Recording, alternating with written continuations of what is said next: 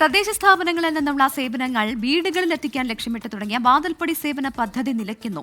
ഭൂരിപക്ഷം തദ്ദേശ സ്ഥാപനങ്ങളിലും പദ്ധതി സ്തംഭിച്ച അവസ്ഥയിലാണ്. ചെലവിനായി നൽകുന്ന തുക കുറവായതിനാൽ സേവനത്തിന് സന്നദ്ധ പ്രവർത്തകരെ കിട്ടാനില്ല.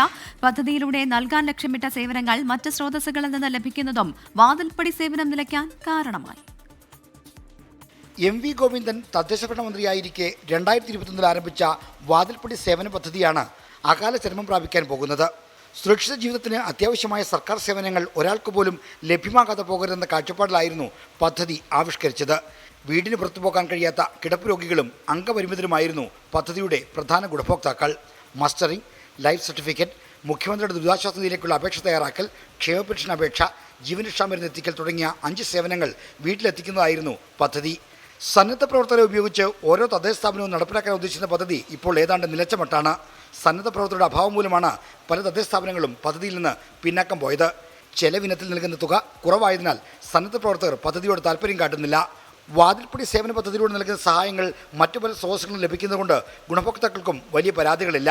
ക്ഷേമ പെൻഷൻ അപേക്ഷകരുടെയും മുഖ്യമന്ത്രിയുടെ ദുരിതാശ്വാസ നിധിയിൽ നിന്ന് സഹായം തേടുന്ന അപേക്ഷകരുടെയും എണ്ണം തീരെ കുറവായതും പദ്ധതി നിലയ്ക്കാൻ കാരണമായി. പദ്ധതി നിലയ്ക്കുന്നത് കിടപ്പ് രോഗികൾക്കും പുറത്തുപോയി ആവശ്യങ്ങൾ നിറവേറ്റാൻ കഴിയാത്തവർക്കും വലിയ ബുദ്ധിമുട്ടുണ്ടാക്കും. ഈ സാഹചര്യത്തിൽ സന്നദ്ധ സഹകരണം നൽകുന്ന ചെലവ് തുക വർദ്ധിപ്പിച്ചും സേവനങ്ങളുടെ എണ്ണം കൂട്ടിയും പദ്ധതി നിലനിർത്തണമെന്നാണ് തദ്ദേശ ഭരണ വകുപ്പിൻ്റെ നിർദ്ദേശം. ഓരോ തദ്ദേശ സ്ഥാപനങ്ങൾക്കും അവിടുത്തെ പ്രത്യേകതയനുസരിച്ചുള്ള സേവനങ്ങൾ പദ്ധതിയിൽ ഉൾപ്പെടുത്താൻ അനുവദിക്കണമെന്നും നിർദ്ദേശമുണ്ട്. ആർ. ശ്രീജിത്ത്, 24, തിരുവനന്തപുരം.